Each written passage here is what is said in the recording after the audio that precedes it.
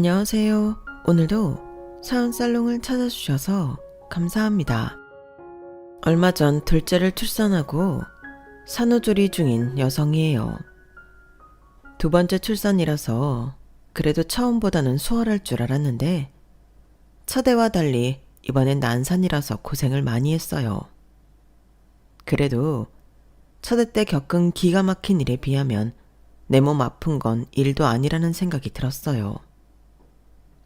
첫애를 낳고 주변의 축하 인사를 받아야 할 그때 저는 인생 최악의 상황을 맞았어요. 제 남편은 물론이고 제 친정 부모님들까지 저를 의심하는 일이 생겼거든요. 그건 바로 제가 파란 눈의 아이를 낳았기 때문이에요. 솔직히 저도 놀랐어요. 내 배로 낳았지만 어떻게 이런 일이 벌어졌는지 도무지 이해가 안 갔거든요. 내 엄마인 저도 이런데 다른 사람들은 오죽했겠어요. 결국 그 일로 저는 정말 못 볼 곳까지 다 보게 되었고 억울한 마음에 이렇게 사연을 보내게 되었습니다. 제가 남편과 처음 만난 건 대학교 3학년 때였어요. 남편은 저와 같은 해에 대학에 입학을 했지만 한 학기를 다니고 군대에 다녀온 뒤 전과를 했어요. 바로 저희 과의 제 후배로 말이죠. 전과를 경험한 분들은 아시겠지만 새로 전학 간 학교에서 친구를 사귀는 게 어렵잖아요. 이미 무리가 지어진 상황에 그 틈을 비집고 들어가는 건 생각만큼 쉽지 않으니까요. 대학에서 과를 바꾸는 것도 마찬가지일 거예요. 아니, 오히려 초, 중, 고등학생 때보다 더 힘들지도 몰라요. 게다가 나이가 동급생들보다 많다면 더더욱 그렇죠. 그래서인지 남편은 늘 혼자 다녔어요. 물론 같은 이과이기는 하지만 그래도 배우는 학문이 다르니 과에 적응하기도 힘들 텐데 옆에서 도움을 주는 사람도 없으니 학교 다닐 맛이 나겠어요. 그러니 늘 겉돌기만 하더라고요. 마침 저랑 같은 수업을 듣고 있어서 나름 도움을 주었어요. 남편이 딱해 보인 것 때문이기도 하지만 그보다는 제 동생 생각이 나서 그랬어요. 2살 아래인 제 동생은 중학생 때 전학을 가는 바람에 한동안 학교에 적응하느라 엄청 고생을 했거든요. 저 때문에 지방에서 살다 서울로 이사를 한 거라서 동생한테 엄청 미안하더라고요. 전에 살던 곳에서는 활달하던 애가 말수가 확 준 것도 그렇고 점심시간에도 혼자 밥을 먹는다는 얘기를 들었을 땐 미안해서 눈물이 날 정도였어요. 그래서 제 동생과 비슷한 처지에 놓인 남편을 모른 척할 수가 없었어요. 일부러 저랑 친한 후배들을 불러 같이 밥도 먹고 과 행사 때 데리고 다니면서 과 사람들과 함께 술자리도 갖게 했어요. 그런 노력이 헛되지 않았는지 남편은 학기 말이 돼서는 친한 동생들도 생기고 제 도움 없이도 과에 잘 적응하더라고요. 그런데도 이 인간이 저만 보면 여전히 앓는 소리를 하는 거예요. 과 적응도 힘들고 친한 사람도 없어서 힘들다고요. 제가 이미 후배들을 통해 남편이 꽤 적응했다는 걸 알고 있는데도 말이에요. 알고 보니 저랑 만나려고 일부러 그랬던 거더라고요. 비록 제가 오지랖 넓게 굴기는 했지만 그래도 취업을 앞두고 남편과 희희낙낙하고 있을 수만은 없잖아요. 그래서 애써 외면을 했어요. 처음엔 그걸 몰랐던 남편은 어떻게든 만날 건수를 만들려고 노력했고요. 그러다 제가 취업 준비로 바쁘다는 걸 알고는 머리를 써서 접근하더군요. 취업 준비를 돕겠다고 나선 거죠. 처음엔 기대를 안 했지만 남편이 카투사로 군복무를 했을 정도로 영어 실력이 좋아서 확실히 도움이 됐어요. 그러니 취업에 필요한 스펙 쌓느라 평소 자주 만나던 친구들과 거리를 두었지만 남편만은 예외일 수밖에요. 그렇다 보니 힘들 때 내 곁에 있어준 사람이라는 인식이 생겨서 그런가 수년을 알아온 친구들보다도 더 가깝게 느껴졌어요. 눈에서 멀어지면 마음에서도 멀어진다는 말처럼 반대로 늘 눈에서 가까우니 마음에서도 가까워지는 느낌이 들더라고요. 그러던 어느 날이었죠. 남편이 같이 영어 공부를 하다가 갑자기 진지하게 그러는 거예요. 자기랑 사귀자고요. 당장은 아니고 취업에 성공하면 그때 말이죠. 그러니까 지금은 부담 갖지 말고 자기를 잘 이용해 먹으라나요? 요즘 세상에 이런 사람이 또 있나 싶더군요. 그래서 남편 말대로 취업을 하면 사귀기로 했어요. 그때까지만 해도 저는 원하는 회사에 취업할 자신이 있었어요. 제가 그렇게 자신만만했던 데는 그럴 만한 이유가 있었어요. 저는 대학 시절까지 단 한 번도 실패를 해본 적이 없었거든요.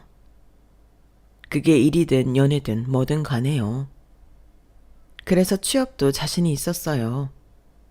나름 출신 대학도 그렇고 학점, 영어 점수도 꽤 괜찮아서 은근히 대기업도 기대할 정도였거든요. 그런데 현실은 다르더라고요. 떨어져도 최종심에서 떨어질 줄 알았던 곳들이 전부 서류 심사부터 탈락된 거예요. 그제야 현실을 직시하게 되었어요. 그동안 제가 우물 안의 개구리였다는 사실을 깨닫게 된 거죠. 제 또래들이 얼마나 엄청난 스펙을 쌓아왔는지 짐작조차 못할 만큼요. 결국 저는 원하던 곳들은 모조리 탈락하고 되도 안 가겠다고 생각했던 곳 한 군데만 합격을 했어요. 그리고 그 사실은 남편만 알고 있었죠. 그래서 합격한 회사에 안 갈 생각이야? 모르겠어. 생각 같아선 유급하고 내년에 다시 도전하고 싶은데 집에 대학생 동생도 있고 나만 생각할 수는 없으니까. 말은 그렇게 했지만 솔직히 자신이 없었어요. 제가 지금까지 단 한 번도 실패를 하지 않았던 이유는 제가 그만큼 죽어라 노력했기 때문이었거든요. 대학 4년 동안 정말 열심히 해왔기 때문에 이보다 더 잘할 자신이 없었어요. 그 회사가 그렇게 마음에 안 들면 차라리 공무원 시험에 도전해보는 건 어때? 네 실력이면 1년 안에 합격할 것 같은데. 제 능력을 높이 평가해주는 건 고맙지만 그러기는 싫었어요. 저는 공무원이 되고 싶지 않았어요. 내 전공과 상관없는 일에 시간을 허비하고 싶지 않았거든요. 그럴 바에는 성에 차지는 않지만 합격한 회사에 가서 전공도 살리고 제가 원하는 일을 하는 게 낫겠다는 생각이 들었어요. 그래서 울며 겨자 먹기로 합격한 회사에 나가게 되었어요. 그런데 회사에 들어가 연구직 생활을 해보니까 저희 직종은 학벌보다도 학위가 더 중요하더라고요. 학사냐 석사냐에 따라 지원할 수 있는 회사 자체가 달랐어요. 그러니까 제가 원하는 회사에 들어가기 위해서는 유급을 해서 재도전을 하는 것보다 회사에서 경력을 쌓고 대학원에 진학해 석사학위를 따는 게 더 낫다는 얘기였죠. 그걸 알고 나니 유급 안 하길 잘했다는 생각이 들었어요. 회사에서도 직원들의 대학원 진학을 위해 편의를 많이 봐주는 편이라서 저도 입사하고 어느 정도 자리를 잡자마자 바로 대학원에 진학했어요. 야간에 수업을 받기 때문에 업무에는 지장이 없었지만 일과 학업을 병행하려니 힘이 드는 건 어쩔 수 없더군요. 하지만 이런 상황을 남편은 무척이나 반가워했어요. 제가 입사하고 한 달쯤 뒤부터 우리는 사귀기 시작했지만 학교에 다닐 때처럼 자주 만날 수는 없었거든요. 그런데 제가 대학원에 진학한 후에는 전처럼 학교에서 만날 수 있으니 엄청 좋아했어요. 따로 데이트 날짜를 잡지 않아도 매일 데이트를 하는 것 같았으니까요. 캠퍼스 커플로 2년을 보낸 우리는 같은 해 졸업을 했어요. 남편은 학사, 저는 석사를요. 그리고 남편이 취직하고 3년쯤 지나자 슬슬 결혼 얘기가 나오기 시작했어요. 언제 식을 올리느냐만 정하면 될 정도로 양가에서 저희 결혼은 기정사실화 되어 있었어요. 그런 사이였으니 서로의 집에 왕래도 잦았고 부모님과도 가깝게 지내는 건 당연했죠. 그런데 가만 보니까 시댁에서 어머님의 위치가 아버님과 두 아들보다 한참 밑에 있는 것 같더라고요. 거기다 수시로 집에 드나드는 시누이들은 제가 보는 앞에서도 어머님을 무시하는 행동을 서슴지 않고 했어요. 마치 자기 집 종부리듯 온갖 심부름을 시켜대는데 옆에서 지켜보는 제가 다 민망할 정도였어요. 그동안 어머님이 이 집안에서 어떻게 살아오셨는지 단번에 알겠더라고요. 그러면서 어머님은 무시한 채 저한테는 살갑게 굴더라고요. 직장 생활하면서 대학원까지 다녔다며? 대단하다. 우리 성원이가 지 아빠랑은 다르게 똑똑한 여자를 부인으로 들이게 됐네. 옳게는 좋겠소. 적어도 손주는 똑똑한 놈으로 낳을 거 아니야. 엄마 머리가 좋으면 애도 똑똑한 애를 낳는다잖아. 고모님의 말 한마디 한마디는 마치 저희 어머님 속을 뒤집어 놓으려고 일부러 그러는 것 같았어요. 무심코 던진 돌에 맞아 죽는 개구리도 있다는데 매번 의도를 가지고 못되게 말하는 고모님 때문에 저희 어머님은 늘 상처를 받았어요. 그 모습이 보기 딱하기도 하고 같은 여자로서 화도 나고 해서 그날은 저도 모르게 되받아 치고 말았죠. 고모님 말씀대로라면 이게 다 저희 어머님 덕분이네요. 어머님이 똑똑하시니까 상원 씨처럼 똑똑한 아들을 낳았고 덕분에 며느리까지 똑똑한 사람을 들이게 된 거 아니겠어요? 제 입으로 제가 똑똑하단 말을 하긴 좀 그렇지만 말이에요. 그렇죠, 어머님? 제 말에 고모님은 눈을 동그랗게 뜨고 저를 노려봤어요. 저도 지기 싫어서 두 눈 똑바로 뜨고 고모님을 상대해 주었고요. 그러자 이내 눈을 돌리곤 피곤해서 집에 가야겠다며 나가시더라고요. 그러자 어머님이 피식 웃으시며 그러시는 거예요. 너무 그러지 마. 너 우리 집에 시집 오래가 벌써부터 시고모한테 미움받으면 어쩌려고 그래. 나야 30년 넘게 이러고 살았다지만 너는 나처럼 살면 안 되잖니. 어머님, 왜 어머님은 되고 저는 안 돼요? 사람은 누구나 고귀한 존재예요. 배웠던 못 배웠던 돈이 있든 없든 모두가 똑같은 거라고요. 어머님도 고모님 앞에서 당당해지셨으면 좋겠어요. 그리고 앞으로는 제가 그렇게 되도록 도울 거고요. 당시만 해도 저희 어머님은 돈 있는 시댁 식구들한테 기가 눌려 살고 있었어요. 대학을 나온 아버님과 달리 학벌도 중졸이고 어릴 때 친정 어머니가 돌아가시고 아버지마저도 어머님이 17살 때 세상을 떠나셔서 비빌 언덕 하나 없이 살았거든요. 흠이 많은 어머님이 못돼 먹은 시어머니와 시누이의 먹잇감이 된 건 당연했어요. 그 과정에서 어머님 편을 들어줬어야 할 아버님이 그런 사실을 알면서도 묵인했다는 게 문제라면 문제였죠. 제 남편 역시 아들이라 그런가 집안일에 무심했기 때문에 어머님의 외로움은 점점 커져만 갔었죠. 그러던 차에 자기 편이 되어주겠다는 제가 나타나 얼마나 반가웠겠어요. 결혼도 하기 전부터 어머님은 저를 우리 며느리라고 부를 정도로 예뻐하셨죠. 그리고 그건 저희 부부가 결혼한 후에도 변하지 않았어요. 고부간의 갈등은 개나 저벌이라는 듯 저와 시어머니 사이에는 여전히 돈독한 정이 존재했거든요.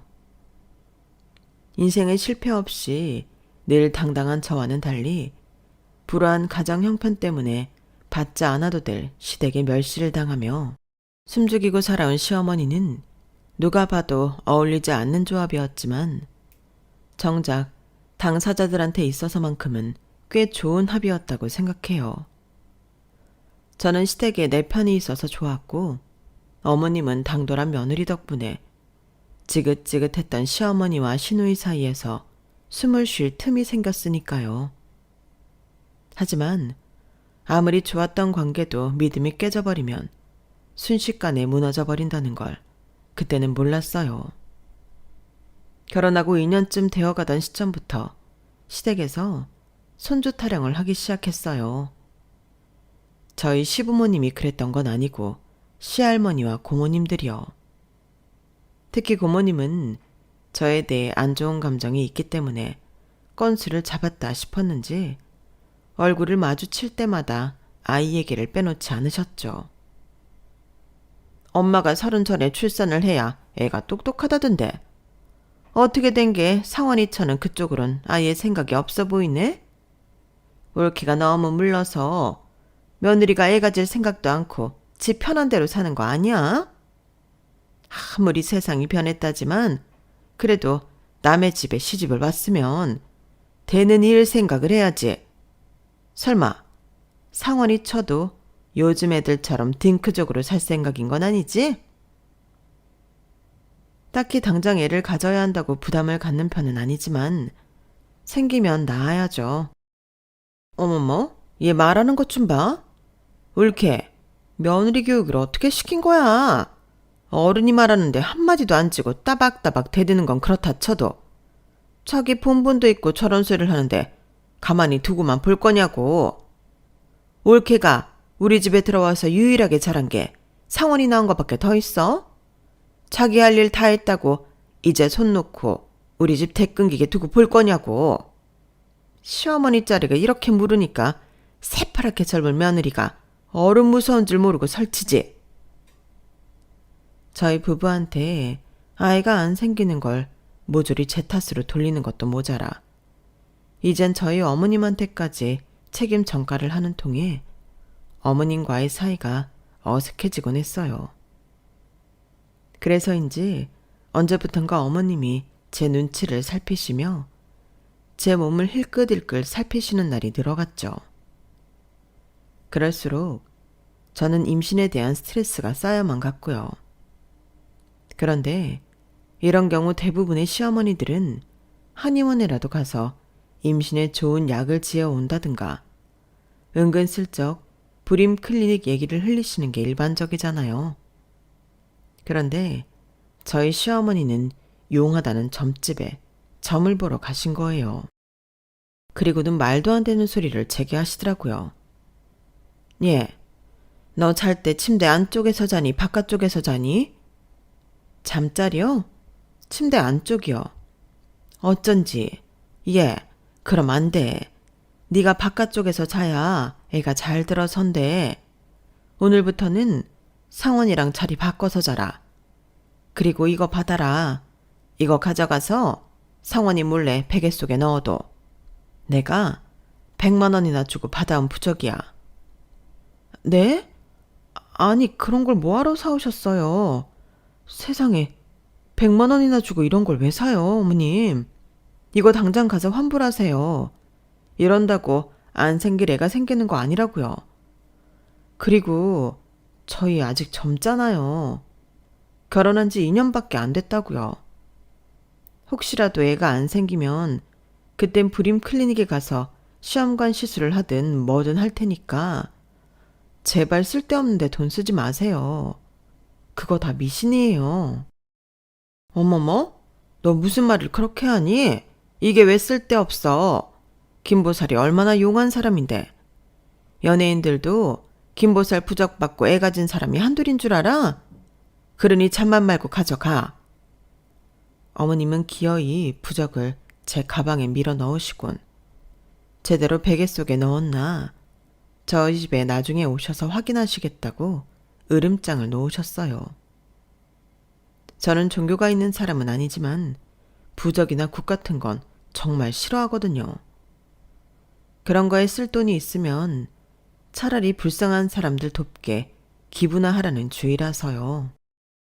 그런데 가만 보면 저희 어머님은 무속에 엄청 심취해 있는 분 같았어요.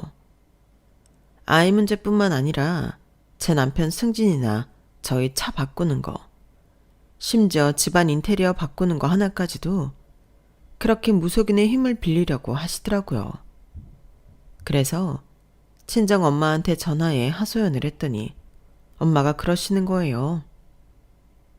그래도 니들 잘 되라고 그러시는 거니까 시어머니한테 너무 심하게 말하지는 마. 그렇게 해서라도 안 사돈 마음이 편하다면 그렇게 하도록 둬. 아니, 고작 종이 쪼가리 한 장에 100만 원이 말이 되냐고. 그뿐인 줄 알아? 우리 집 인테리어를 하는데 왜 무속인을 찾아가냐고. 풍순이 뭐니 따져가면서. 글쎄, 지난주에는 우리 집 현관에 도금된 금두꺼비를 갖다 놓으셨다니까? 크기는 또 얼마나 큰 줄 알아? 아, 정말 요즘 어머님 때문에 내가 미칠 지경이라고. 그래도 딴 걸로 괴롭히는 것보다는 낫잖아. 다 너희 걱정돼서 그러시는 거니까 어지간하면 참고 살아. 아니, 이런 걸 왜 참고 살아야 되냐고요. 정말 이해가 안 갔지만 그렇다고 이런 일로 어머님과 얼굴 붉히고 싸웠다간 앞으로 시댁과의 관계에 문제가 생길 것 같아서 어금니 꽉 깨물고 참았어요. 그리고 얼마 뒤 저는 드디어 임신을 하게 되었어요. 어머님은 이게 다 그 부적 덕분이라며 김보살 칭송을 1시간이나 하셨죠. 부적이고 나발이고 간에 임신했다는 사실에 알터니가 빠진 것처럼 시원하기는 했어요. 사실 그간 안 그런 척 했지만 저도 임신에 대한 스트레스를 꽤 받고 있었거든요. 하지만 그때까지만 해도 몰랐어요. 이후에 어떤 일이 벌어질지를요. 임신의 기쁨도 잠시, 출산까지 남은 시간 내내 정말 너무 힘들었어요. 임신 초기에는 입덧이 심해서 뭘 제대로 먹을 수가 없었고, 입덧이 끝난 뒤에는 호르몬 이상으로 체중이 엄청 늘었고, 여드름 하나 안 나던 피부는 울긋불긋한 반점부터 각종 뾰루지로 덮여버렸어요. 임신 막달이 다가올수록 허리 통증과 다리 저림 현상이 심해져서 정말 2번 다시 임신은 하고 싶지 않다는 생각까지 들 정도였어요. 결국 임신 8개월 차에 회사를 그만두게 되었어요. 몸도 무겁고 시시로 변화되는 감정 상태 때문에 도저히 업무에 집중할 수가 없었거든요. 그러던 어느 날이었어요. 어머님이 검은 봉지 몇 개를 들고 집에 오셨더라고요. 제가 몸이 안 좋아서 회사를 그만뒀다는 소식을 듣고 왔다며 주섬주섬 검은 봉지 속에 든 걸 접시에 옮기셨어요. 오다가 시장에 들러서 떡볶이랑 순대 좀 사왔어. 꽈배기도 좀 사고. 너 이거 좋아하잖니? 그간 나한테 서운했던 거 있으면 훌훌 털어버려. 그러라고 사온 뇌물이야. 어머님도 참, 할머님이랑 고모님이 손주 닥달하시니까 어쩔 수 없이 그러신 거잖아요. 이해해요. 그래주니 고맙다. 이번에 너 이렇게 힘들어하는 거 보니까 그놈의 자식이 뭔가 싶다. 나도 우리 상원이 가졌을 때 엄청 힘들었거든. 그때 돌아가신 친정엄마가 그렇게 생각나더라고. 나 낳고 돌아가셔서 얼굴도 기억 못하는데 말이야. 우리 엄마는 10달 동안 그렇게 힘들게 나를 품어놓곤 젖도 한번 못 물리고 떠날 때 어떤 심정이었을지 생각하니까 가슴이 찢어질 것처럼 아프더라. 그러니까 힘들더라도 조금만 참아. 넌 엄마잖아. 어머님은 제 손을 잡아주시면서 다정하게 말씀해 주셨어요. 그동안 어머님한테 느꼈던 서운한 감정이 그 순간 스르륵 녹아버렸어요. 아마도 어머님 말씀대로 제가 엄마가 됐기 때문에 그런 것 같았어요. 그날의 감동 탓이었을까요?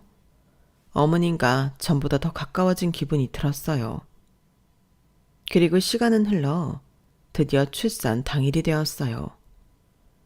양가 통틀어 첫 아기였기 때문에 친정 부모님과 시부모님, 그리고 할머님과 고모님까지 온 가족이 분만실 앞에서 제 출산을 기다렸어요. 그리고 드디어 1시간가량 이어진 진통 끝에 아이 울음소리가 들렸어요. 그런데 이상하네. 산모랑 남편분 한국인이라고 하지 않았나? 근데 이게 어떻게 된 거야? 분만을 돕던 간호사들이 제 아이를 보고는 놀라서 웅성거리더라고요. 아이한테 무슨 일이 있나 해서 심장이 쿵쾅쿵쾅 뛰기 시작했어요. 그때였죠. 의사가 탯줄이 정리된 아기를 제게 보여주며 말하더군요. 아들입니다. 그런데 그 표정이 조금 불안해 보였어요. 그래서 혹시 우리 아이한테 문제가 있나 싶어 고개를 들어 아기를 봤는데 세상에 우리 아기 눈 색깔이 파란색인 거예요. 아니, 우리 아기 눈 색깔이 왜 이렇죠?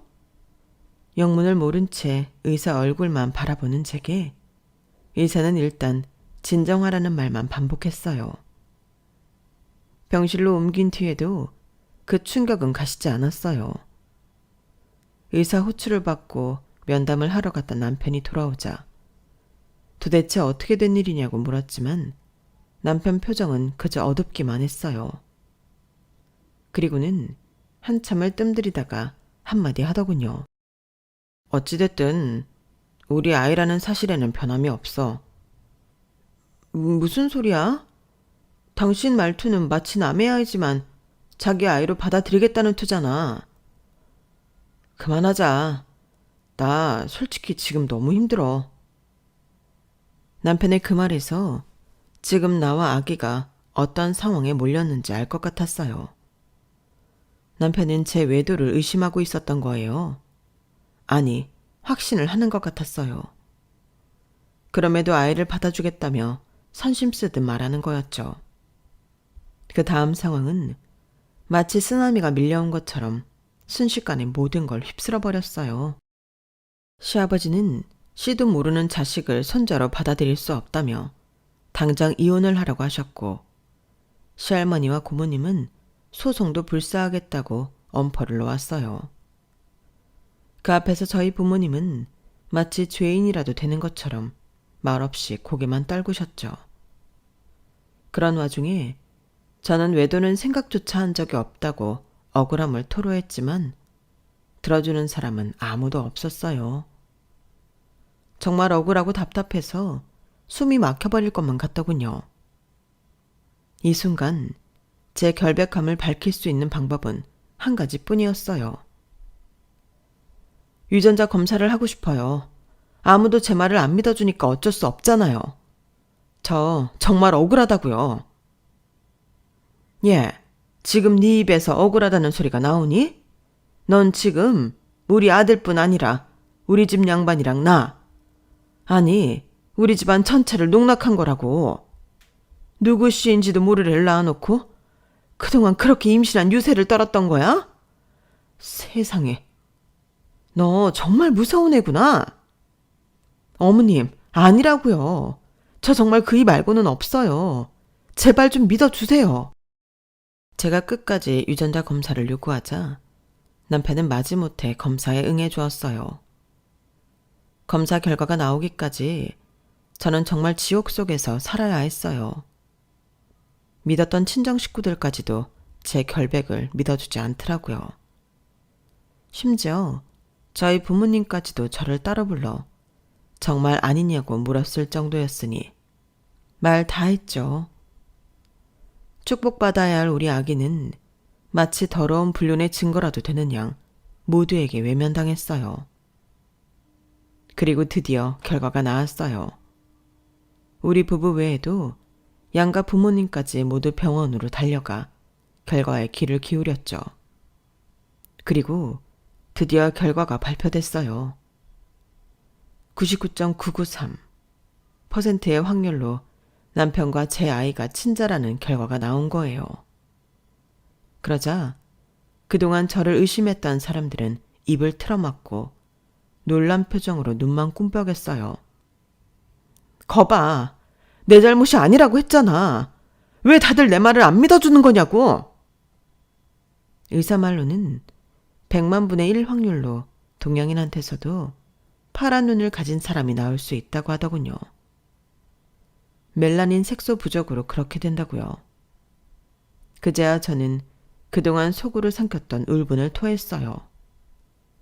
다른 사람은 몰라도 내 부모까지 어쩜 이럴 수 있냐고 목 놓아 울부짖었죠.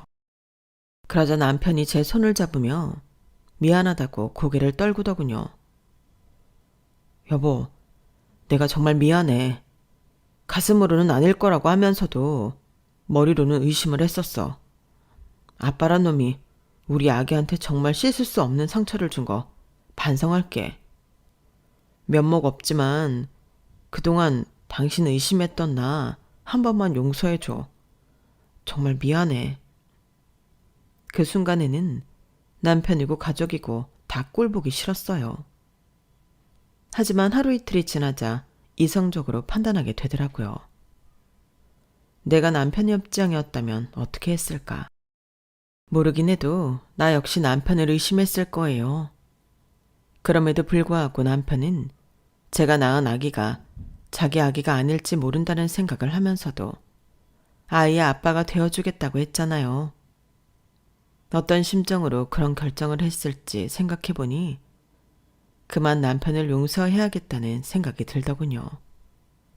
그게 아이를 위해서도 좋을 것 같았으니까요. 엄청난 쓰나미가 휩쓸고 간 자리에는 상처만 남았지만 그럼에도 이렇게 결혼 생활을 끝낼 수는 없어서 마음을 추스리기로 했어요. 그런데 그런 노력마저도 수포로 돌아가게 만든 인간이 있네요. 글쎄, 하루는 여동생이 제게 전화해 그러는 거예요. 언니, 언니네 시어머니 정말 미친 거 아니야? 유전자 검사 결과까지 나온 마당에 어떻게 우리 엄마 아빠한테 위자료를 요구해? 아니, 그동안 의심해서 미안하다고 무릎 꿇고 빌어도 모자랄 판에 어떻게 그딴 개소리를 하냐고. 그게 무슨 소리야? 위자료를 요구하다니. 우리 시어머니가 그랬다고? 그래. 못 믿겠으면 언니가 직접 시어머니한테 물어봐. 그리고 똑똑히 전에 한 번만 더 우리 엄마랑 아빠한테 그딴 개소리 짓거리면 내가 가만 안 둔다고. 뜬금없는 동생의 말에 아물어가던 가슴의 상처가 다시 찢기는 기분이었어요. 그래서 시어머니한테 전화를 했죠. 그랬더니 안 그래도 지금 니네 집 가는 길이다. 나랑 갈 데가 있으니까 외출 준비하고 있어. 당신 할 말만 하고는 전화를 끊어버리시더라고요. 그렇게 20분쯤 지나자 시어머니가 집으로 들이닥쳤어요. 그리고는 뭐에 쫓기는 사람처럼 저와 아기를 차에 태우고 어디론가 달리기 시작했어요. 어디를 가느냐고 물어보도 가보면 안다는 말만 할 뿐 묵묵부답이었어요. 그렇게 도착한 곳은 어머님, 이모님 댁이었어요. 이모님은 치매에 걸리신 지 좀 돼서 지금은 딸 내외가 내려와 함께 살고 있다더군요. 아니나 다를까 저희를 맞아준 건 어머님 이종사촌이었어요. 손주를 낳았다고 인사시키러 온 걸까 하는 생각도 해봤지만 어머님이랑 이종사촌의 표정을 보니 그런 건 아닌 것 같더라고요. 저와 제 아기를 바라보는 눈빛이 싸늘했거든요. 언니, 닭보살이 잠깐 자리를 비운다고 1시간 뒤에 온다니까? 일단 우리 집에 들어가서 기다리자. 얘가 그 애야? 어머나 세상에, 진짜 파란 눈이네? 어머님 이종사촌은 제 팔에 안긴 우리 아기를 보고는 마치 동물원 원숭이라도 보는 양 신기한 눈으로 바라봤어요. 그리고 저와는 눈도 안 마주친 채 제 등을 떠밀어 집 안으로 들어갔죠. 집 안에 들어가 보니 시어머니 친정 식구들이 다들 모여 있더라고요. 다들 제 아기한테 다가와 마치 괴물 보듯 인상까지 써가며 자기들끼리 쑥석댔어요. 그 모습에 너무 화가 난 저는 소리를 빽 질러버렸어요. 다들 뭐 하시는 거예요? 우리 애가 무슨 동물원 원숭이라도 되는 줄 아세요? 눈 색깔이 다른 게 뭐가 어때서요? 한두 살 먹은 애들도 아니고 어쩜 이러실 수가 있으세요? 저 갈래요. 우리 아이가 이런 대접받는 꼴 보기 싫다고요. 그러자 시어머니가 표정을 확 굳히고는 그러는 거예요. 가긴 어디를 가? 네가 무슨 짓거리를 해서 검사 결과를 속였나 몰라도 나는 안 속는다. 우리 집안도 그렇고 너희 집안에도 혼혈은 없는데 파란 눈이 나왔다는 게 말이 돼? 그래서 내가 확실히 누구 잘못인지 밝히려고 그런다. 순자야, 박보살이 그렇게 용하다고 했지? 그럼 저기 감나무집 아줌마가 개주한테 갯돈 뜯겼을 때도 박보살이 귀신같이 숨어있는 데를 알려줘서 잡아왔잖아. 거기처럼 용한 데가 없어. 그쯤 되니 시어머니가 왜 저희 모자를 거기까지 끌고 갔는지 알 것 같았어요. 용하다는 무당한테 데려가려고 그랬던 거예요.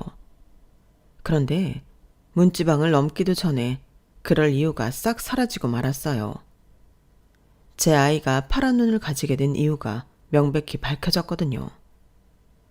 아기를 가슴에 꼭 안은 채 집에 가겠다고 현관으로 향하는 저를 어머님과 이종사촌이 달려들어 막아대는 통에 실랑이가 벌어졌었는데 그때 방 안에서 허리가 굽은 백발의 노인이 나온 거예요. 그 노인은 물끄러미 제 아이를 보더니 순간 눈물을 글썽이며 그러는 거였죠. 경자 아들이구나. 우리 경자가 아들을 낳았어. 경자는 바로 저희 시어머니 이름이었어요. 노인은 저와 아기를 번갈아 보며 울먹이셨어요. 에휴, 불쌍한 것. 지 엄마 앓고 그 고생을 하더니 지 엄마를 속 빼닮은 아들을 낳았네. 이거 봐. 눈 색깔이 지 엄마랑 똑같잖아. 그러자 어머님이 놀란 표정으로 노인한테 물었어요. 이모, 그게 무슨 소리예요? 우리 엄마랑 눈 색깔이 똑같다니. 노인은 저희 시어머니를 한참 빤히 보더니 그러셨어요. 아유, 우리 경자 시어머니시구나. 내가 사는데 바빠서 통 못 찾아뵀어요. 죄송합니다. 손주 눈 색깔 보고 많이 놀라셨죠? 그랬을 거예요. 우리 경자 엄마도 파란색 눈으로 태어나서 우리 엄마가 얼마나 의심을 받았나 몰라요. 밖에서 애를 배웠다고 매질도 당하고 남사스럽다고 애를 밖에도 못 나가게 했으니까요. 그런데요, 안사돈. 우리 경자가 절대 허튼 짓 한 거 아닙니다. 우리 집 핏줄이 그래요. 전쟁통에 사진이 남은 게 없어서 그렇지 외삼촌도 한쪽 눈이 파랬대요. 그러니까 우리 경자 의심하지 마시고 가엾게 봐주세요. 어린 게 지 엄마 얼굴도 모르고 자라서 얼마나 고생을 했나 몰라요. 그 말에 시어머니는 자리에 털썩 주저앉고 말았어요. 한참 제정신이 돌아온 것처럼 유려하게 말을 이어가던 노인은 순간 멍한 표정이 되더니 배고프다며 주방으로 달려갔어요. 그러자 지금까지 기세등등하던 어머님의 이종사촌은 제 눈치를 살피며 그러더군요. 아니, 엄마가 왜 저런 소리를 하지?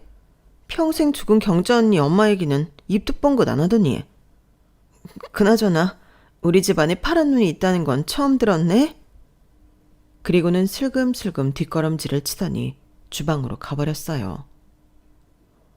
어머님, 아직도 할 말이 있으세요? 검사 결과도 그렇게 나왔고 방금 저 할머니 말씀도 그렇고 진실은 밝혀진 것 같은데 아직도 직성이 안 풀리시냐고요. 왜요? 제가 외도를 해서 낳은 아이여야만 했던 이유라도 있나요? 돈 때문에요? 우리 애를 핑계로 내 부모님한테 돈 뜯어내려고요? 말해봐요. 입 다물고 있지 말고 말해보라고요. 하물며 짐승도 어린 새끼 앞에선 약해지기 마련인데 어쩜 어머님은 자기 손주를 가지고 돈 챙길 생각만 하세요? 어머님은 사람도 아니에요. 자식을 둔 엄마로서 어떻게 그러냐고요. 예, 내가 잠깐 머리가 잘못됐었나 보다. 아무리 생각해도 믿을 수가 없는 일이다 보니 내가 미쳤었나 봐. 제발 확 풀어라. 아니요, 싫어요. 아니, 차라리 잘 됐는지도 모르겠네요. 어머님이 이렇게까지 안 했더라면 제가 어머님을 용서할 뻔했거든요. 그런데 이제 할 수 있을 것 같아요. 앞으로는 어머님이랑 다시는 안 보고 살 생각이거든요. 그러니까 어머님도 손주랑 며느리는 없다고 생각하고 사세요. 그 길로 저는 아기를 데리고 그 집을 나왔어요. 그리고는 떨리는 손으로 택시를 불러 집으로 돌아왔어요. 그 일이 있고 남편과 저는 시어머니와 연을 끊고 살고 있어요. 그렇게 미신을 맹신하던 시어머니는 부잣집의 시집가 평생 돈 걱정 않고 잘 살 거라던 무당의 예언과는 달리 아버님한테 황혼 이혼을 당해서 도망치듯 고향으로 내려가셨어요. 인생은 무당의 말 한마디로 이루어지는 게 아니라 자신의 의지와 노력에 따라 변화된다는 걸 몰랐던 어머님이 탓이겠죠. 그 일이 있고 벌써 3년이 흘렀고 저희 얼마 전에 둘째를 낳았어요. 둘째는 신기하게도 검은 눈동자를 가지고 태어났는데 햇살에 비친 눈동자를 보니 살짝 푸른 기운이 감돌기는 하더라고요. 남편은 우스갯소리로 차라리 둘째인 딸아이 눈동자 색이 파란색이었다면 더 예뻤을 것 같다는 말을 하더라고요. 사실 저도 그렇게 생각했지만 어떤 눈동자 색이건 어떻겠어요. 둘 다 내 눈에 넣어도 안 아플 만큼 예쁜 내 새끼들인걸요. 남들과 다르다는 건 나쁜 게 아닌데 그 차이를 인정하기까지 참 많은 상처를 입고 많은 눈물을 흘려야 되는 현실이 안타깝기만 해요. 내 눈에는 세상 무엇과도 바꿀 수 없을 만큼 예쁜 아이지만 세상에 나가서 또 얼마나 많은 편견과 싸워야 할지 벌써부터 가슴 한켠이 저려옵니다. 그래도 내 아이가 성인이 되어 살아갈 세상이 지금보다는 편견 없는 세상이기를 바라봅니다. 지금까지 제 사연을 들어주셔서 감사합니다. 들어주신 모든 분들의 가정에도 행복이 가득하기를 바랍니다. 여러분, 사연 댓글에 응원과 현명한 조언 부탁드려요. 좋아요와 구독은 저에게 큰 힘이 됩니다. 오늘도 좋은 일 가득하세요.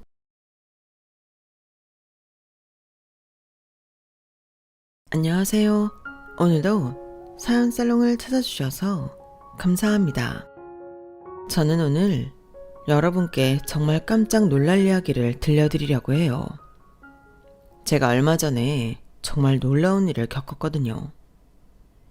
저는 지난 반백년이 넘는 세월을 살아오면서 한 번도 기적이나 요행을 바란 적이 없었어요. 어렸을 때야 이런 꿈도 꾸고 저런 꿈도 꾸곤 했지만 뉴스에 나올 정도로 기적과 같은 일은 제 인생엔 일어나지 않더라고요. 그런데 얼마 전 기적에 가까운 놀라운 일이 저에게도 일어난 거예요. 이 나이에 와서 보니 그 일은 사실 제 힘으로 불러온 일이더군요. 그저 하루하루 열심히 성실하게 살아가다 보면 누구든지 이런 보상을 받을 수 있다는 걸 처음 알게 된 거죠. 제가 무슨 사이비 종교 같은 얘기를 하는 게 아니라 저희가 어렸을 때부터 배웠던 기본적인 이치를 말씀드리는 거예요. 열심히 살다 보니 제 열심의 세월이 절 배신하지 않았다고요. 아마 제 이야기를 끝까지 들어보시면 무슨 말인지 이해하실 겁니다. 저는 그다지 부유하지도 않은 집에서 그다지 특별하지도 않게 셋째로 태어났어요. 네 남매 중 셋째였고 게다가 딸이었죠. 저희 엄마랑 아빠는 절 시집 보낼 때만 잠깐 절 1등으로 봐주셨는데 그 이유는 저희 남편의 집안이 굉장히 부유했기 때문이에요. 마을 사람들이 입을 모아 저를 개천에서 난 용이라고 말할 정도로 저는 큰 부잣집으로 시집을 가게 된 거였죠. 보통의 이야기가 끝맺을 때 묘사되는 거의 신분 상승급의 결혼이었다고 해도 과언이 아니었어요. 그런데 제가 이 나이까지 살아보니 결혼은 끝이 아니라 시작이더군요. 제 이야기도 바로 여기서부터 시작이랍니다. 남편은 이름만 대면 다 아는 통신사에서 일하는 회사원이었어요. 우스갯소리로 자신을 폰펄이라고 낮춰 부를 때도 종종 있지만 하는 일이 영업직도 아니었고 오히려 엄연한 대기업 정직원이었죠. 물론 급여가 눈이 휘둥그레질 정도로 많은 건 아니었지만 한낱 계약직으로 일하는 상담원이었던 제 월급보다는 많았어요. 저는 고졸에 가진 재주도 없어 열심히 전화 상담만 했지만 남편은 대학까지 나온 사람이 어쩜 그리 야욕 하나 없이 답답한 면만 많았는지 모릅니다. 남들 다 윗상사한테 잘 보이려고 입에 발린 소리를 할 때도 혼자 묵묵히 앉아 있을 뿐이었고 무슨 일이건 원리 원칙대로만 처리했어요. 복사제 한 장 허투루 쓰는 법이 없는 지나치게 정직한 사람이었죠. 회사 생활만 그렇게 한 게 아니라 사람 자체가 그런 사람이었어요. 어느 정도였냐면요. 효도까지 그렇게 정석대로만 했다니까요. 기념일 딱딱 다 챙기고 허튼 말 하지 않고요. 효도를 정석대로 했다는 표현이 어색하게 들리실지 모르겠지만 그 말이 딱 맞아요. 남편의 집안 환경은 좀 특이했는데 그런 특이한 환경에도 아랑곳하지 않고 묵묵히 아들된 도리만 하는 사람이었거든요. 저희 시댁은 그 지역에서 알아주는 갈비 맛집을 운영하는 집안이었어요. 아예 가게 건물이 따로 있고 1층부터 3층까지 전부 갈비를 파는데도 손님이 늘 바글바글했죠. 동네 상권이 아닌 지역구 상권을 쥐고 있는 가게였다고 보시면 됩니다. 그 지역에서는 무슨 좋은 일이 생기거나 외식할 만한 일이 생겼다 하면 시댁이 운영하는 갈비집에 오는 게 당연시 여겨졌을 정도니까요. 남편은 이남 이녀 중 막내였고 남편을 제외한 모든 형제는 시어머니와 함께 갈비집을 운영하고 있었어요. 왜 형 누나들처럼 시어머니 밑에서 일하지 않냐고 물어보면 남편은 난 요리도 못하고 성격도 서글서글하지 않잖아 라며 간단하게 대답했어요. 혼자만 다른 일을 하는 남편은 늘 형제들 사이에서 겉돌았죠. 아니, 정확히 말하면 무시를 당했어요. 기열이 너 몰골이 그게 뭐니? 눈밑이 시꺼매가지고 괜히 더 없어 보인다 야. 어제 회식이었어. 부서 회식이었는데 얘기가 길어지는 바람에 너도 이제 나이가 있는데 더 좀 있어 보이게 좀 하고 다녀.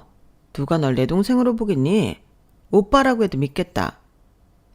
아님 너도 회사 때려치우고 엄마랑 일하든지 형이 기초부터 차근히 알려줄 테니까.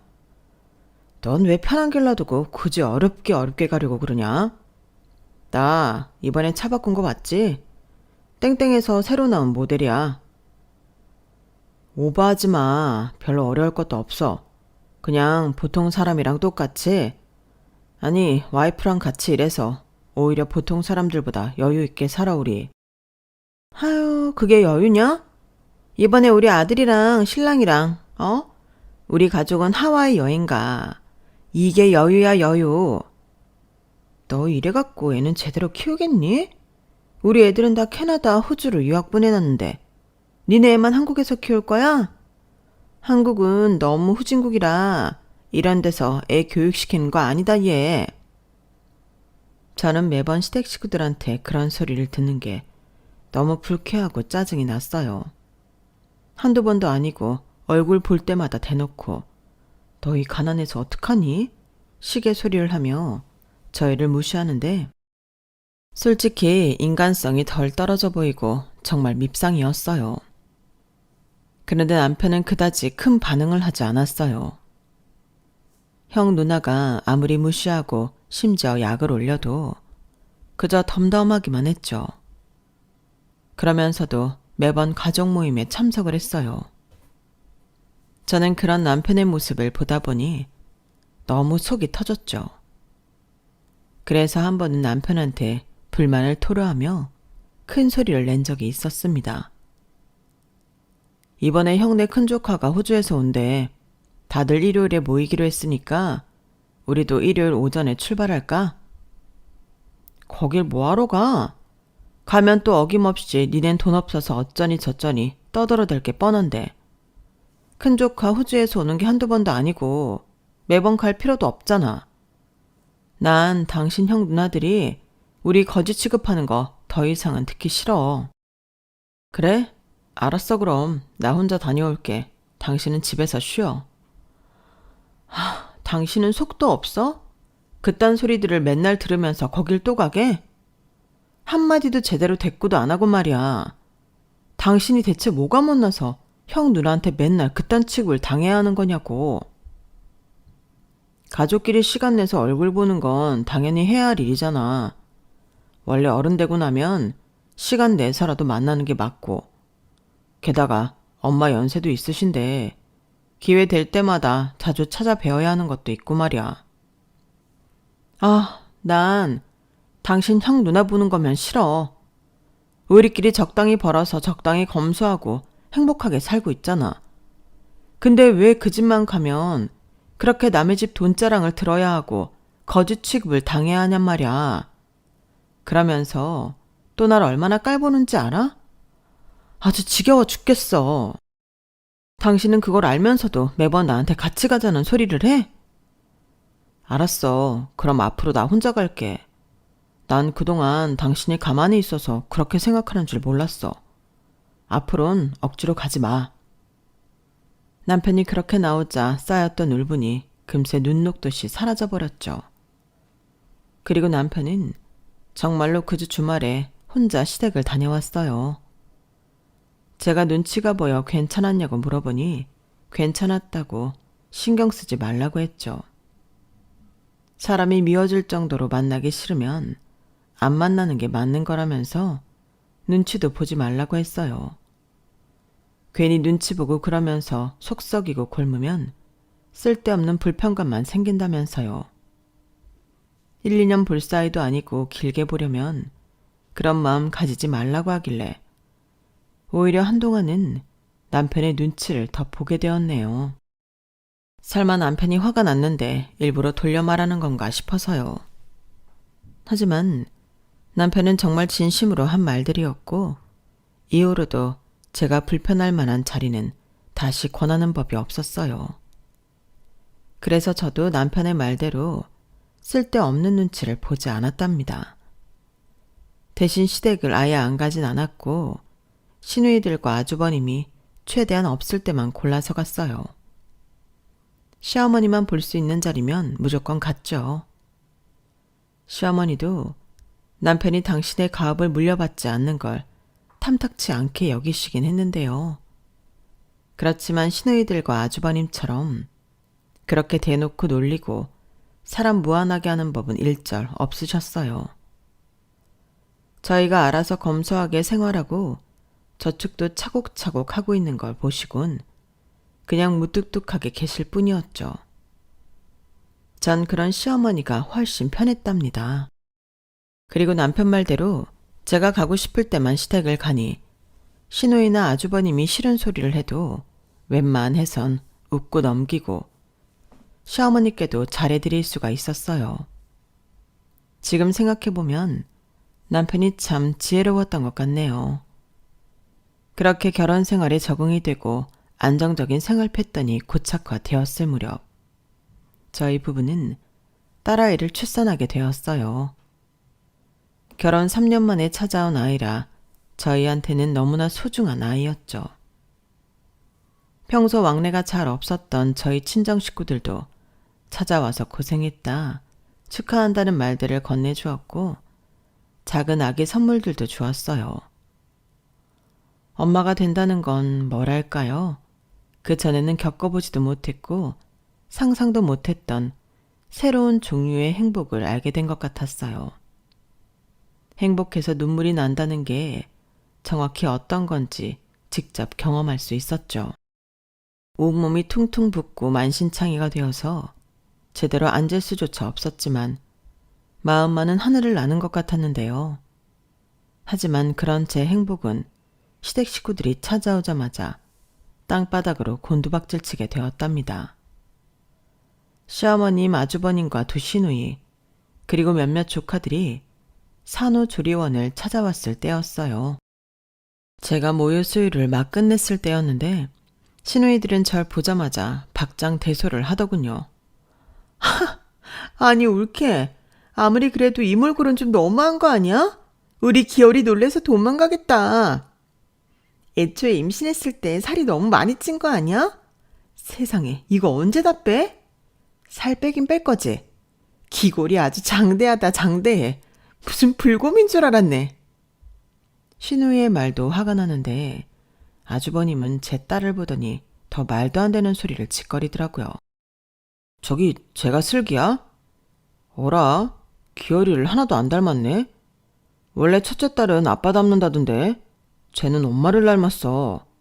재수씨, 첫 출산 맞아요? 혹시 숨겨둔 과거가 있나? 어머, 그러네. 애가 지 엄마를 쏙 빼닮았어. 어쩜 저러지? 누가 보면 둘째 낳은 줄 알겠다. 몸도 힘들고 평소와는 다른 컨디션인데 사람 앞에 놓고 저런 개념 없는 소리들을 해대니 저는 정말 머리끝까지 화가 났어요. 당연히 말이 곱게 나갈 리 없었죠. 지금 출산한 산모한테 그게 무슨 소리예요? 아무리 개념이 없기로써니 사람이 할 말이 있고 못할 말이 있지. 아픈 사람한테 불곰이라느니 과거가 있었냐느니 해도 너무한 거 아니에요? 뭐? 올케, 지금 말 다 했어? 손이 시누이한테 뭐? 개념이 없어? 그럼 이게 개념이 있는 행동이에요? 애들까지 데리고 와서 출산 축하해주기는커녕 사람 하나 이상하게 몰아가잖아요. 출산 경험 없는 사람이 그랬으면 또 몰라. 뻔히 몸 힘든 거 다 알면서 일부러 화나게 하는 거예요? 뭐예요? 이봐 재수씨, 화가 난 건 알겠는데 아무래도 말이 심하네. 아무리 화가 나도 해서는 안 될 말이 있는 거야. 그럼 아주버님이랑 형님들은 화도 안 나셨는데 해서는 안 될 소리들 그렇게 해대셨어요? 그만들 해라. 창렬이 너도 주연이 주미도 잘한 거 없다. 애가 막 출산하고 몸 푸느라 행색을 좀 못 가꿨을 수 있는 거지. 그걸 가지고 먼저 뭐라고 했던 건 니네 아니냐? 사람들 많은 데서 괜한 소란 피우지 말고 그만 입 다물어라. 사람들의 이목을 끌 정도로 소란스러워지자 잠자코 계시던 시어머니께서 중재를 해주셨어요. 놀랍게도 시어머니는 아주버님과 시누이들 앞에서 제 편을 들어주셨죠. 시어머니의 말에 세 사람은 모두 화가 잔뜩 난 표정이었고 얼마 지나지 않아 선물이랍시고 들고 온 기정이 몇 봉지만 남기고 먼저 내려가 버렸습니다.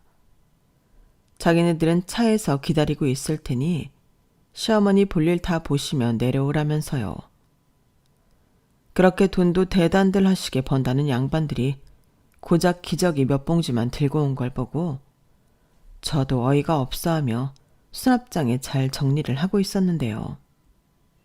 모두가 다 나가고 나자 시어머니는 저에게도 쓴소리를 하셨어요. 너도 잘한 거 하나 없다. 서운하고 섭한 게 있으면 그 부분만 잘 말하면 되지. 그렇게 목소리를 높이고 헐뜯는 얘기를 하면 쓰냐? 가족들한테 그렇게 못된 말하고 화를 못 참는 성미면 들어오던 복도 놀라서 다 달아나겠구나. 애도 생겼는데 앞으로 행동거지 신중히 하거라. 시어머니 말씀을 들으니 저도 욱해서 달려든 부분도 있고 해서 알겠다고 다음부턴 조심하겠다고 사과를 드렸죠. 시어머니는 곧 자리를 떠나셨어요. 그리고 저희 집은 그날 이후로 시댁 식구들과 더 거리를 두고 지내게 되었죠. 저희 가족끼리 따로 시어머니만 찾아뵙거나 연락을 드릴지언정 아주버님과 시누이들이 있는 곳엔 웬만해선 잘 가지 않았어요. 당시 자리에 없어서 나중에 그 사건을 전해들은 남편도 전부 다 시댁 식구들과 만나는 자리를 덜 가지게 되었고요. 그 사이 저희 딸은 무럭무럭 예쁘게도 자라났답니다. 처음 애가 신생아일 때는 잠도 제대로 못 자고 너무나 힘이 들었지만 애가 한번 웃을 때마다 그간의 피로가 싹 가실 정도로 행복했거든요. 아마 아이를 키워보신 분이라면 다 아실 거예요. 저희 딸은 누굴 닮았는지 애가 너무 순하고 영특하기까지 했어요. 하나를 알려주면 열을 알았죠. 저는 처녀 시절에 비하면 살도 많이 찌고 머리숱도 현저히 줄어들었지만 딸아이가 걷고 뛰고 말을 배우고 책을 읽는 걸 보다 보니 처녀였을 때보다 배로 행복한 사람이 되었답니다. 특히 저희 딸은 미국 만화 영화를 좋아했는데 애가 하도 좋아하다 보니 저는 그 시리즈의 비디오 테이프를 전부 사다 주기도 했어요.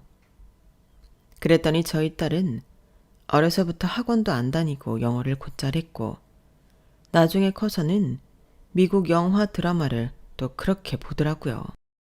그때에도 제가 구할 수 있는 DVD랑 DVD는 전부 발품을 팔아서라도 구해다 준 것 같네요. 저는 저희 애가 원한다면 학원도 보내주고 힘들어하면 쉬게도 해주며 애가 스스로 좋아하는 공부를 할 수 있도록 전폭적인 지지를 해주었어요. 그렇게 저희 딸이 중학교 3학년이 되었을 때 저는 학부모 상담에서 뜻밖의 제안을 받았어요. 어머님, 혹시 슬기는 외고 시험은 따로 준비 안 하시나요? 외고요? 글쎄요. 저희는 생각해 본 적이 없네요.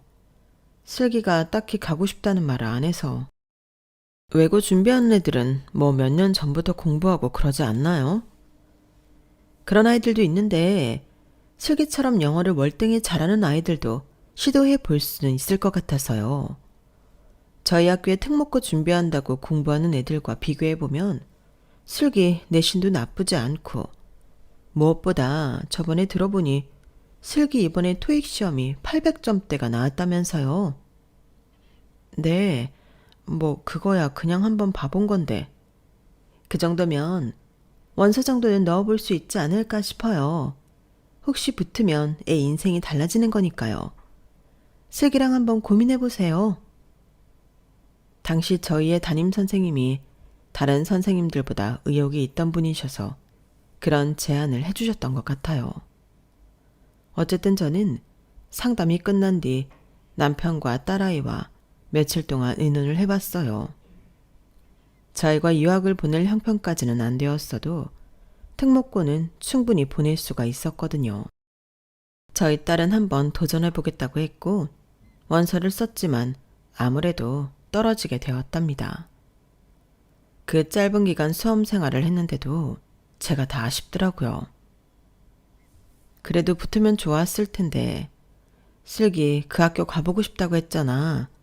많이 아쉽지 않아? 괜찮아.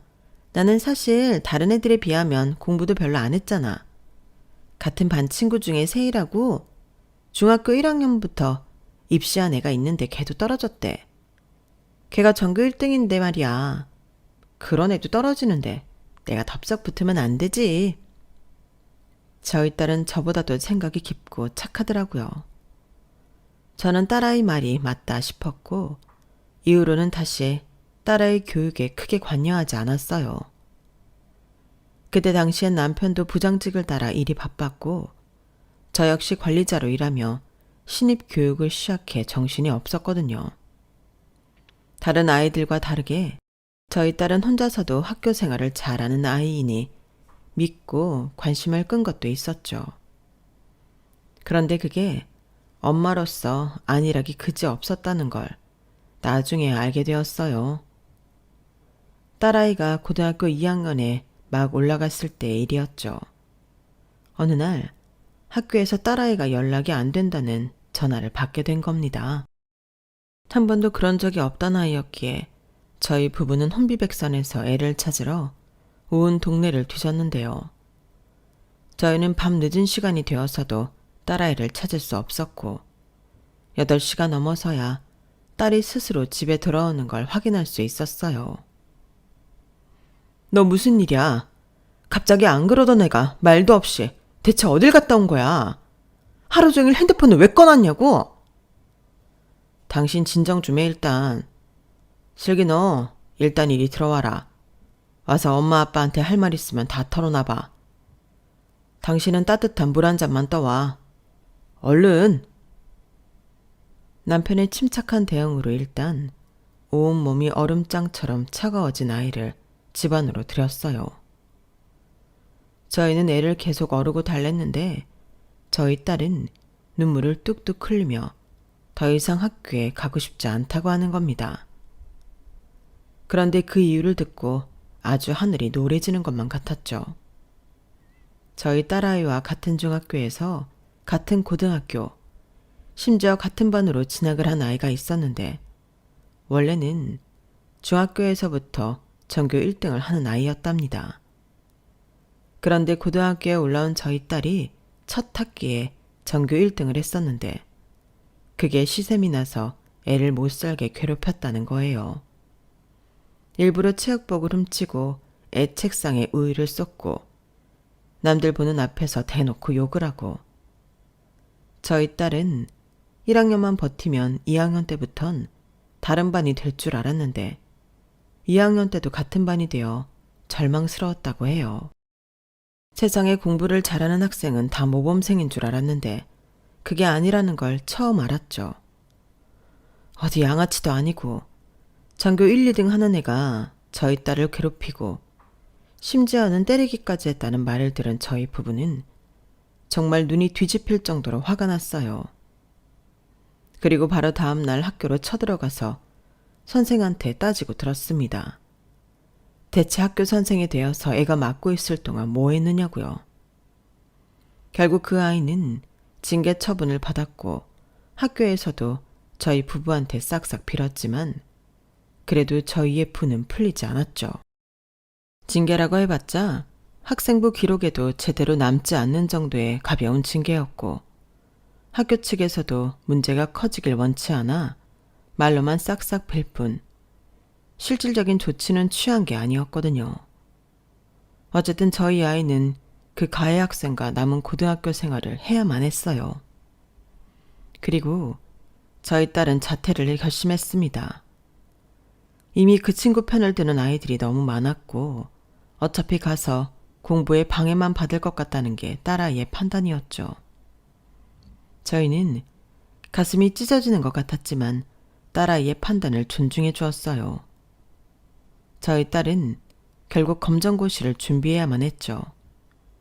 그리고 그해 명절, 저희 부부는 시댁 식구들과 또 한 번 척을 지게 되었답니다.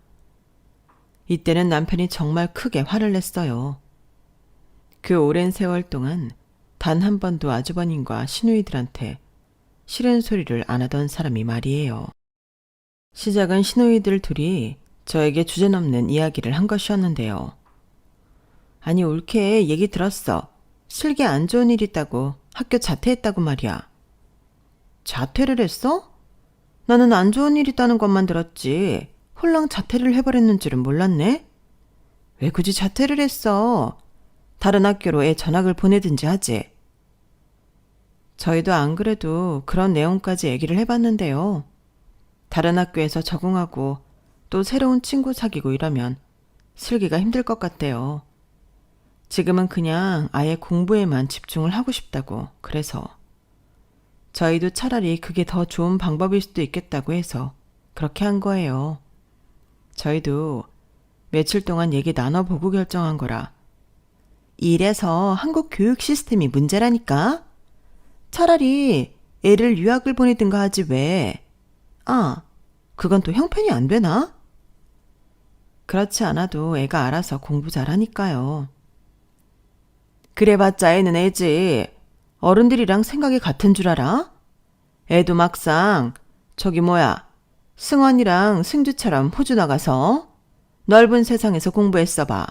학폭이 뭐야? 슬기가 그렇게 당하고만 있지는 않았지. 맞아.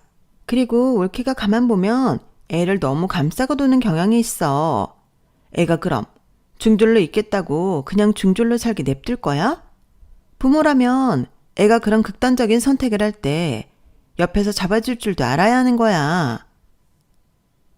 남의 일이라고 함부로 말씀하지 마세요. 어느 곳이나 약자 괴롭히는 사람이 있을 수 있고 누구나 그 대상이 될 수 있는 거예요.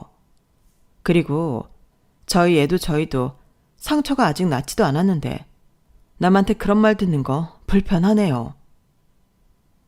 어쩌다 명절에 어쩔 수 없이 마주치더라도 말도 잘 안 걸던 양반들이 갑자기 위로인지 약 올리는 건지 모를 말들을 마구 해대니 저도 자연히 표정이 굳어질 수밖에 없었네요. 괜히 딸아이가 듣고 위축될까봐 신경 쓰이기도 하고요. 그런데 그 대화에 아주버님이 끼어들기 시작하면서 대화는 주제를 넘다 못해 아주 산으로 가버리게 되었어요. 아무리 화를 참고 점잖게 이야기해보려고 해도 도무지 참을 수가 없었죠. 이게 다 요즘 애들이 다 오냐오냐 자라서 그래. 솔직히 우리 애들은 해외 나가서 향수병도 알아보고 영어 배우느라 고생도 해보고 하면서 성장통을 겪었잖아. 근데 내가 자세히 보진 않았지만 기어린 애가 애를 좀 너무 오냐오냐 키우는 경향이 있더라고. 지금 그 말씀은 잘못이 피해자인 저희 슬기한테 있다는 말씀이에요? 그런 언행은 전부 피해자에 대한 2차 가해라는 거 모르세요? 개념 없고 비상식적인 얘기는 그만 좀 하세요. 이게 개념이 없고 비상식적이라고? 그럼 딸내미 꼴랑 하나 키우면서 그마저도 제대로 못 챙겨서 나가서 맞고 다니게 하는 게 상식적이라는 거야? 재수씨, 내가 옛날부터 많이 참았는데 말을 정말 이상하게 하는 버릇이 있네? 누가 누굴 보고 지적질이야. 지금 재수씨가 벌인 짓을 냉정하게 보라고. 애를 다 벌어놨잖아. 아주버님의 언성이 높아지자 거실에 잠자코 있던 남편까지 대화에 합세를 했어요. 남편이 끼어든 건 처음이라, 정확히는 화를 낸 건 처음이라 그 자리에 있던 모두가 깜짝 놀랐죠. 그럼 우리 애가 남들 다 간다는 종합학원도 안 가고 혼자 공부해서 전교 1등을 한 게 잘못이라는 거야? 아님 형네 민준이처럼 어디 술 처먹고 오토바이 타고 다니다가 경찰에 붙잡혔어야 된다는 거야? 형이야말로 아들내미 양아치처럼 키우지 말고 간수 잘해. 보자보자니까 남의 딸한테 무슨 소리들을 짓거리는 거야? 나도 내 와이프도 애한테 못해준 거 하나 없어. 우리 애가 잘못한 것도 하나 없다고. 우리 아들은 성인이잖아, 새끼야. 성인이 오토바이 좀 못하냐? 그리고 이 자식이 형한테 말하는 싸가지 봐라. 뭐? 남의 아들한테 양아치? 누가 들으면 음주운전은 합법인 줄 알겠네. 그따위 사고방식이니까 형이나 걔나 양아치라고 하는 거야. 누나들도 그건 인정하잖아.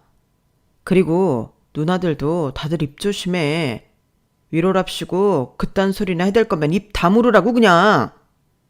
애들 고생한 엄마 돈으로 해외로 보낸 게 뭐가 그렇게 대단하신 일들이라고. 자기 손으로 애 아침상 한번 안 차려봤을 인간들이 남의 집 사정에 감나라 배나라 지적질이야. 뭐라고? 야, 너 지금 진짜 눈에 뵈는 게 없냐? 내가 우리 애들 밥을 왜 안 차려줘 내가? 엄마 돈, 본인들 돈인 양 애들한테 쏟아부어 놓고 손수 키운 척 온갖 가정들을 떨면서 입만 살아가지고는 그렇게 애들을 잘 키워서 애들이 지 엄마 한국 이름도 모르냐? 야, 너 입 안 다물어?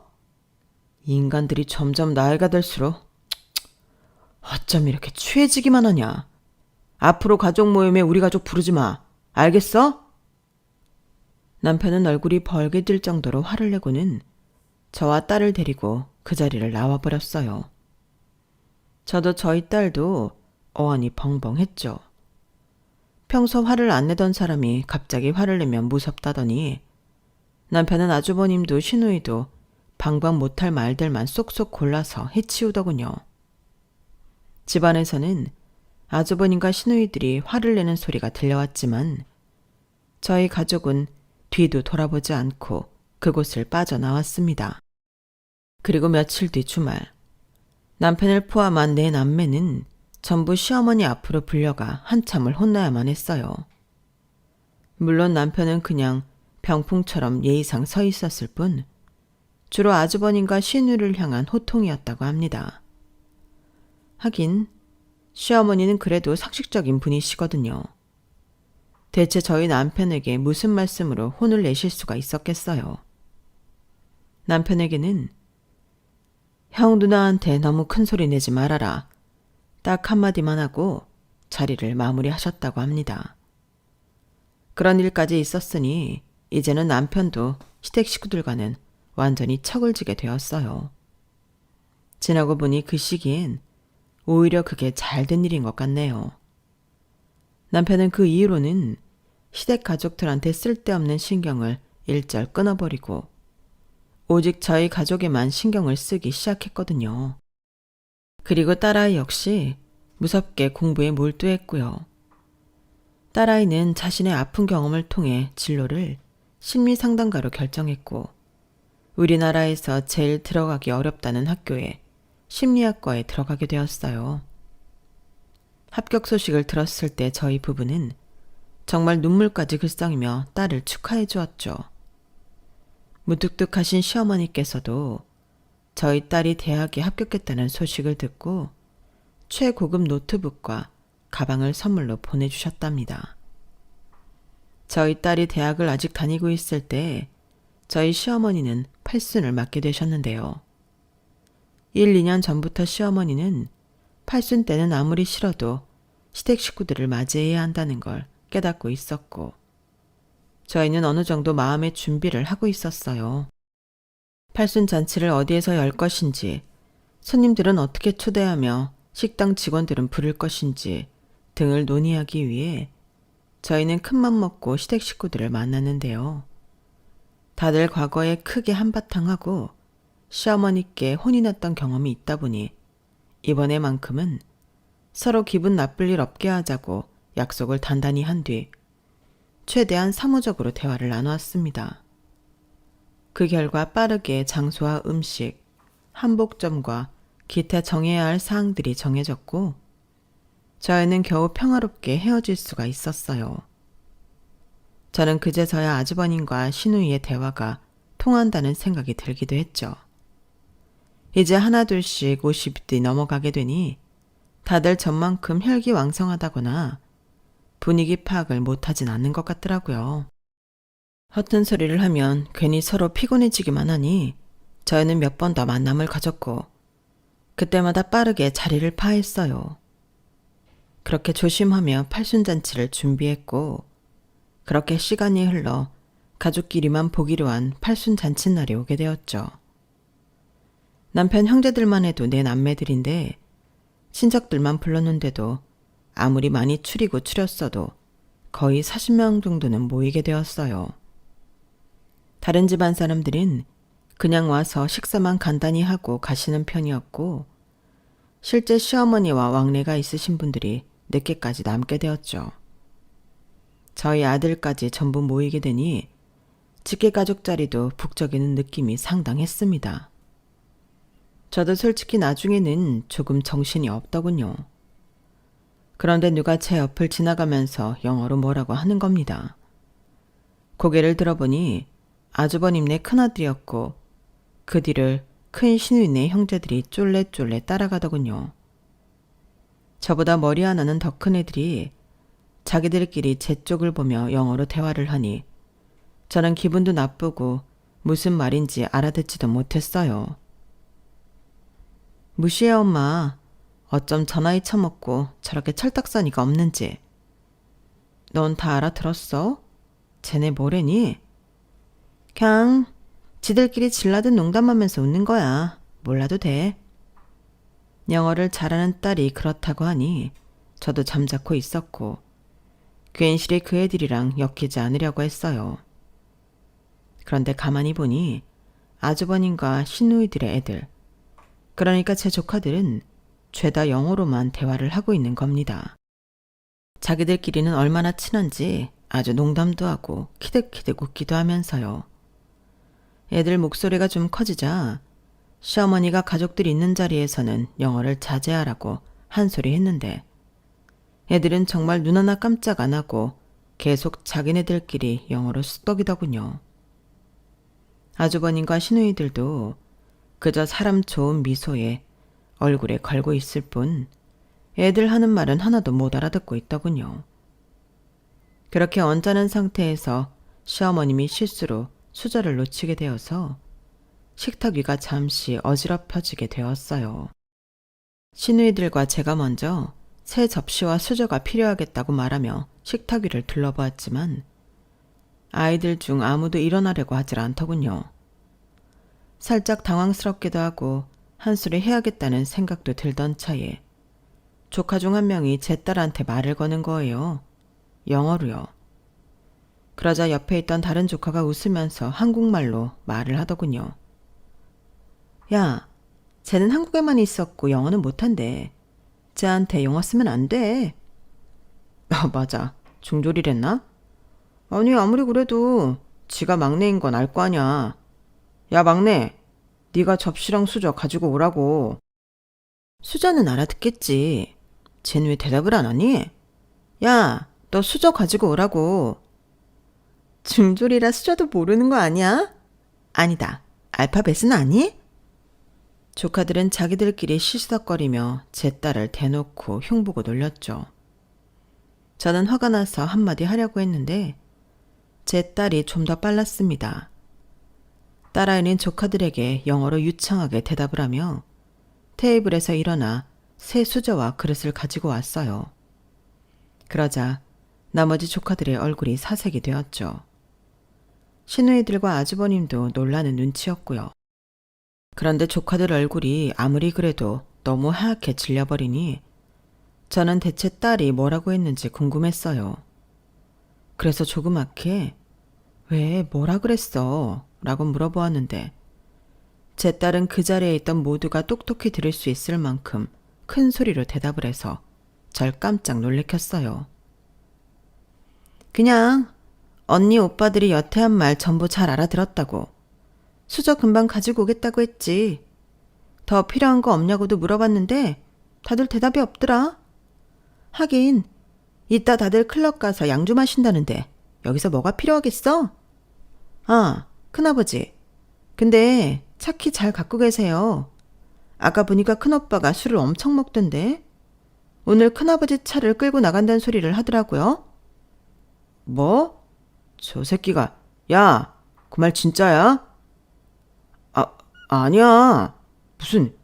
야, 너 뭔데 갑자기 이간질을 시키고 난리야. 아, 그리고 작은 고모. 승주 언니 남친 있는 거 아셨어요? 오늘 아침까지 같이 있다가 나온 것도? 야, 너 입 안 닥쳐? 저희 딸의 말에 순식간에 조카 2명이 벌개진 얼굴을 하고 자리에서 벌떡 일어났어요. 저는 어안이 벙벙했고 남편은 제 딸을 향해 오려는 큰 조카 앞을 재빨리 가로막고 서서 으름장을 놓았어요. 이 자식이 어른들 있는 밥상머리에서 빨리 자리에 앉아. 그리고 할머니, 이미 재산 상속하셨어요? 다들 집에 차 한 대씩, 가방 하나씩 샀다는데요. 할머니 돈으로. 그 말에 할머니 눈빛이 곧바로 형형해지셨고 이번에는 아주버님과 시누이들까지 쩔쩔 매기 시작했습니다. 큰 시누이가 자기 딸에게 너는 무슨 그런 소리를 이런 자리에서 해? 라고 타박을 주더군요. 본인 말로 인해 제 딸의 말이 사실인 게 확정된 것을 아는지 모르는지 시어머니는 큰 시누이의 말에도 아주버님을 향해 무섭게 깔린 목소리로 물어보셨어요. 사실이냐? 니들이 내 돈을 뒤에서 빼돌리고 있었다는 게? 아우, 뭘 빼돌려요. 그냥 엄마 밑에서 그만큼 돈을 많이 벌었다는 거지.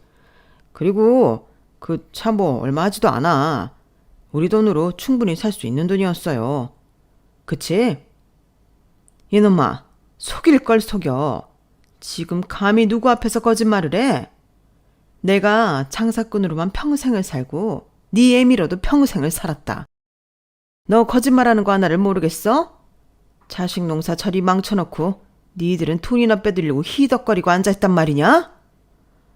엄마, 그게 아니라요. 오바 말은 엄마를 속이려고 한 게 아니라. 너도 그 입 닫아. 다 큰 처녀인 딸내미 하나 간수 못하고 벌써부터 남자랑 붙어먹는다는 소리가 나오게 해? 쟤 미국에서 공부한다고 들어간 돈이 얼만데 대학교 하나 제대로 못 보낸 주제에 어디서 입을 함부로 놀리려 들어? 거짓말을 하려는 게 아니야? 어?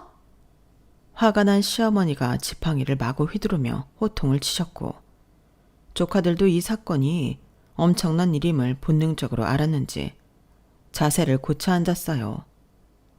하지만 시어머니의 화는 그칠 줄을 몰랐죠. 니네 셋 앞으로 출근하지 마라. 어차피 출근해서 직원들 부려먹기나 하고 일도 안 하는 것들이 출근은 뭐 하러 하고 돈은 뭐 하는다고 받아가냐? 당장 내일부터 출근하지 마. 그 말에 아주버님도 두 시누이도 조카들까지 전부 얼굴이 하얗게 질려 시어머니께 잘못했다고 빌기 시작했어요. 갑자기 10명이 넘는 성인들이 무릎을 꿇으며 잘못했다고 비니 그 모습이 아주 가관이었죠. 흡사 지옥에서 꺼내달라고 비는 사람들처럼요. 하지만 시어머니는 화가 잔뜩 나신 채 자리에서 일어나 버리셨고 저희 부부는 뒤늦게 정신을 차리고 후다닥 시어머니가 귀가하시는 걸 도와드렸어요. 저희 가족은 시어머니를 바래다 드리면서도 시어머니가 세 사람을 해고하겠다는 얘기가 설마 진심이라고는 생각을 하지 못했는데 시어머니는 집에 도착하자마자 저희를 돌아보시고 작정한 듯이 말씀하셨어요. 기어리 너 잘 들어라. 앞으로 네 형 누나한테 상속할 건 없을 게다. 내 살아 생전에 네 몫의 유산은 미리 건네줄 테니 당장 내일 우리 맨날 가는 변호사 사무실로 와라. 엄마 괜찮아요. 아니 그것보다 그럼 당장 가게 운영은 어떻게 하시게요? 일단 형 누나들이라도 운영을 해야. 내가 걔네 시원하게 말아먹으라고 여태껏 장사해왔는 줄 알아? 알아서 물려줄 사람이 있으니 넌 신경 꺼. 원래도 가게 일은 신경도 안 쓰던 놈이. 그리고 슬기 너. 시어머니는 저희 딸을 부르시더니 한동안 말없이 노려보셨어요. 저희 딸은 약간 겁먹은 눈빛으로 네 라고 말할 뿐이었죠. 지 엄마 닮아가지고 성격이 불같아서는 다음부터 그런 얘기 떠벌떠벌 하지 말고 나한테 얌전히 와서 말하거라. 알겠어? 아, 네. 네, 할머니, 그럴게요. 그럼 다들 가봐라. 슬기 애미는 집에 들어가서 나한테 애 등록금 좀 알려주고 저 대가리 시꺼먼 놈들한테 들어가던 거 차라리 슬기 학비로 돌려버리는 게 낫겠구나. 네? 어머니 저희 괜찮아요. 어머님 생활하시는데 사용하세요. 차고 넘친다. 차고 넘쳐. 줄 때 받아. 시어머니는 호통을 치시며 저희를 집 밖으로 내쫓았고 저희는 어안이 벙벙한 채로 시어머니 댁에서 쫓겨나왔어요. 그리고 시어머니는 정말로 저희 딸에게 모든 지원을 돌리셨어요. 사실 저희 딸은 교환학생도 고민 중에 있었지만 사정이 여의치가 않았었는데 시어머니가 지원해 주신 금액으로 넉넉하게 교환학생을 다녀올 수 있었어요. 저희 부부도 그동안 조금씩 미뤄왔던 지병 치료도 받을 수가 있었고 딸아이 결혼 자금도 넉넉하게 모을 수가 있었죠. 아주버님과 시누이들이 지원을 많이 받고 있었다는 건 알았지만 이 정도인 줄은 저도 최근 들어서 처음 알았네요. 솔직히 좀 충격적이긴 했습니다. 그리고 쫓겨난 아주버님과 두 시누이는 시어머니 돈만 믿고 여기저기 대출까지 끌어와 사치를 부리던 습성 때문에 빠르게 망해가기 시작했어요. 사람이 제대로 살아가려면 스스로 자금을 관리하는 법을 배워놓아야 한다는 것도 그들을 보면서 절실히 깨닫게 되었죠. 상식적으로 비상금을 저축하고 있는 돈 안에서 소비하는 그런 당연한 행동들을 하나도 못하더라고요. 나이 50 넘게 먹은 사람들이 말이에요. 새 남매는 남편에게 이혼당하거나 의리의리하게 잘 살던 집도 결국은 내놓고 겨우 작은 동네로 이사가거나 차도 가구도 전부 팔아넘기고 텅 빈 집만 덩그러니 남게 되거나 하는 등 놀라운 정도로 파국을 맞았어요. 시어머니 지원이 끊기자마자 이혼을 당한 작은 시누이가 가장 충격이었네요. 그간 가족 내 분위기가 어떤 꼴이었는지 여실히 알 수가 있었어요. 그리고 저희는 딸내미 덕에 직장에 쌓아두었던 연차를 조금씩 사용하면서 여유로운 때를 보내고 있답니다. 사실 둘 다 직장을 관둬도 되지만 앞으로 저희의 노후를 위해서 혹시 모를 또 다른 일을 대비해서 계속 회사는 다니기로 했어요. 그리고 남편도 저도 같은 직장에 오랫동안 일을 하다 보니 출근을 안 하는 건 또 허전할 것 같고요. 대신 내후년쯤에는 유럽 여행을 장기간 다녀오기로 하고 차근히 계획을 세우고 있답니다. 저희는 누구처럼 시어머니께서 해주시는 지원에만 의지하며 사는 게 아니라 저희 스스로 삶을 꾸려나가는 힘을 잃지 않을 거거든요. 저희 가족은 그간 힘든 일도 많았지만 이렇게 희망을 잃지 않고 살아온 덕분에 지금과 같은 큰 행운을 만나게 된 거라고 생각해요. 제 이야기를 끝까지 들어주신 모든 분들도 끝까지 행복하시길 바랍니다. 여러분, 사연 댓글에 응원과 현명한 조언 부탁드려요. 좋아요와 구독은 저에게 큰 힘이 됩니다. 오늘도 좋은 일 가득하세요.